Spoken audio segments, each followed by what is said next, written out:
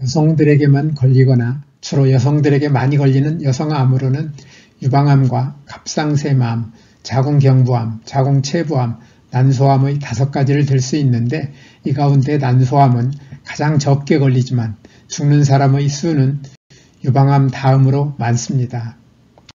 세계암연구기금 WCRF에 따르면 난소암은 2020년 전체 여성 암 환자의 3.6%를 차지하면서 여성들에게 8번째로 많이 걸리는 암이었는데 같은 해 우리나라에서는 여성들 새 암 환자의 2.5%를 차지하면서 10번째로 많이 걸린 암이었으며 5종류의 여성 암 가운데 새 환자 수가 가장 적었습니다. 이처럼 난소암은 걸리는 사람이 많지 않기 때문에 많은 사람들이 관심을 갖지 않지만 걸리는 사람에 비하여 사망자는 꽤 많습니다.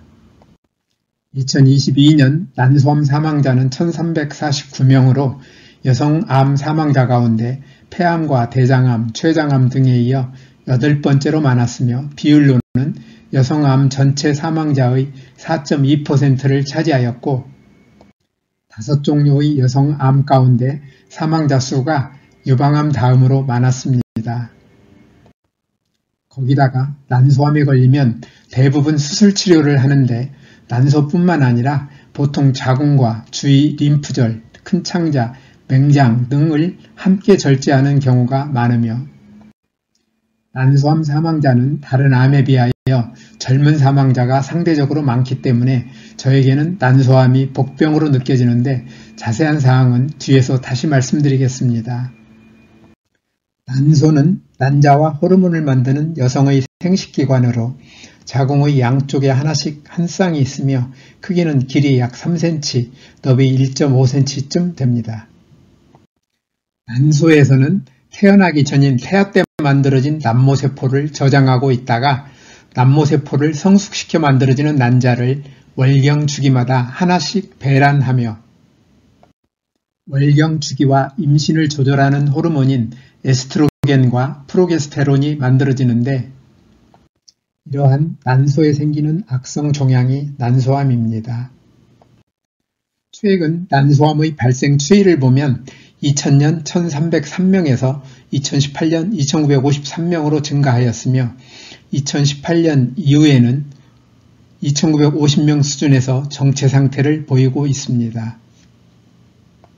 난소암은 초기에 별다른 증상이 나타나지 않고 상당히 진행되더라도 증상이 경미하거나 모호하기 때문에 많이 진행된 상태에서 발견되는 경우가 많아서 치료 효과가 떨어지는 것으로 알려져 있습니다. 난소암의 치료 방법은 기본적으로 수술로 종양을 최대한 제거하고 항암제를 투여하는 것이며 보조적으로 방사선 치료, 표적 치료, 호르몬 치료가 있습니다. 난소암의 기본적인 치료 방법인 절제 수술은 재발률이 상당히 높고 재발하면 치료하기가 훨씬 어렵기 때문에 재발을 방지하기 위하여 수술할 때 종양을 최대한 제거하고 화학 항암제를 투여하는 경향이 있는데 장기의 지나친 절제는 장기의 기능을 약화시키고 화학 항암제 투여는 빠르게 분열하는 정상세포를 손상시킴으로써 여러가지 부작용을 가져오는 문제가 있습니다. 우리나라 난소암의 5년 상대 생존율은 64.7%로 폐암과 간암, 담낭과 담도암, 췌장암보다는 높지만 갑상샘암과 유방암, 자궁암, 위암, 대장암보다 낮습니다. 난소암으로 죽은 사람은 2016년까지 급증하였으며 2020년 이후에는 1350명 수준에서 정체 상태를 보이고 있는데 다른 암에 비하여 젊은 나이에 죽는 사람의 비율이 훨씬 높은 점은 안타깝습니다. 2022년 난소암 사망자 1349명의 연령별 구성을 보면 64세 이하는 47.1%로 여성 암 전체 26%보다 훨씬 높으며 59세 이하도 32.7%로 여성 암 전체 17.4%보다 훨씬 높습니다.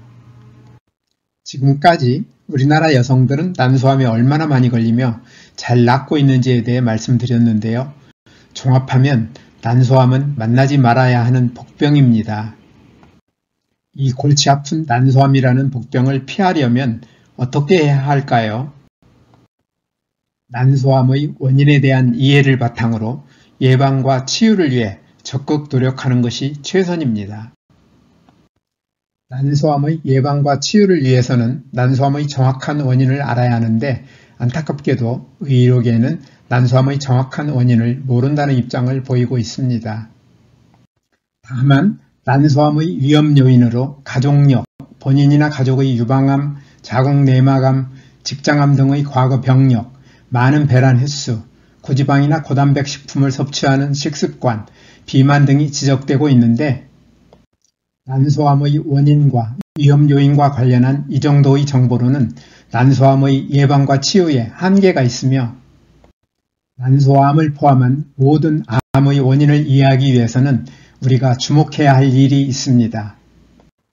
우리 몸의 세포들은 세포를 구성하고 있는 60억 개의 DNA 가운데 많게는 하루에 100만 개까지 손상되며 손상되는 DNA들은 세포 안에 들어있는 프로그램인 유전자에 의해 원래의 정상적인 모습으로 복구되기 때문에 우리가 건강히 살아갈 수 있으며 저는 이러한 기능을 내 몸 안에 준비된 최고명이라 부르는데 손상되는 DNA의 수와 손상된 DNA들이 복구되는 정도는 우리의 생활습관에 달려있기 때문에 우리가 좋은 생활습관을 가지고 있으면 손상되는 DNA의 수는 적어지고 최고명의가 손상된 DNA들을 잘 복구하며 반대로 잘못된 생활습관을 가지고 있으면 손상되는 DNA의 수는 많아지고 최고명의가 손상된 DNA들을 잘 복구하기 어렵습니다.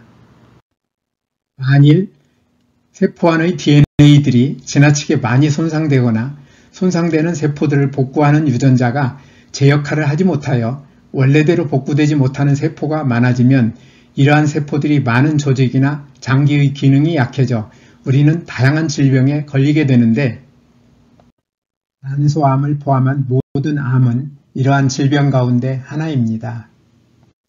우리가 어떤 질병에 걸리느냐는 DNA로 구성된 세포 안의 유전자 가운데 어떤 유전자가 손상되고 변질되어 원래의 정상적인 모습으로 복구되지 못하고 있느냐에 따라 정해집니다. 유전학자들의 연구에 따르면 우리 몸의 세포에는 2만 개 이상의 유전자가 들어있으며 이 가운데 암세포는 불과 수십 개의 특정 유전자가 변질된 세포인데 암세포의 유전자 가운데 변질된 대표적인 유전자의 예를 두 가지만 들어보겠습니다.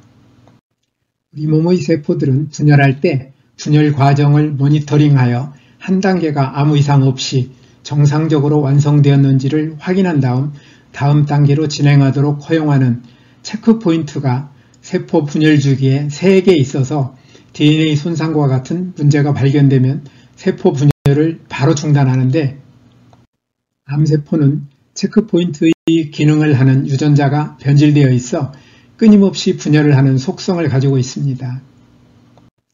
또한 정상세포는 유전자를 구성하고 있는 DNA들이 손상될 때 손상된 DNA를 찾아서 정상으로 복구하며 세포의 수명이 다하였거나 손상된 DNA가 너무 많아 복구하기 어려울 때에는 세포가 스스로 죽는 자멸사 유전자를 가지고 있는데 암세포는 자멸사의 기능을 하는 유전자가 변질되어 있어 스스로 죽지 않습니다.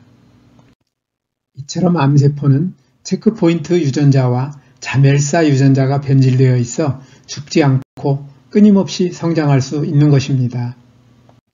암세포의 성장과 관련하여 반드시 짚고 넘어가야 할 것이 하나 더 있는데 바로 면역세포입니다. 면역세포들은 우리 몸 안에 생기는 암세포들을 찾아서 공격하여 제거하는 기능을 하는데 면역세포 안에서 이러한 역할을 하는 유전자가 잘 켜지지 않는다면 암세포의 성장을 막을 수 없습니다.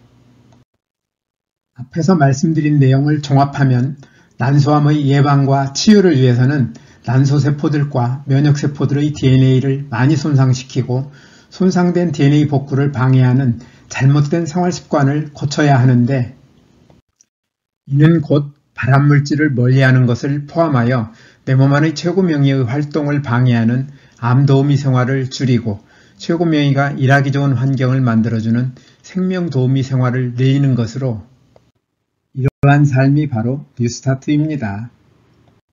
뉴스타트 생활은 난소세포와 면역세포들의 DNA 손상을 줄이고 손상된 DNA를 잘 복구하여 난소암의 예방과 치유에 큰 도움이 될 것입니다.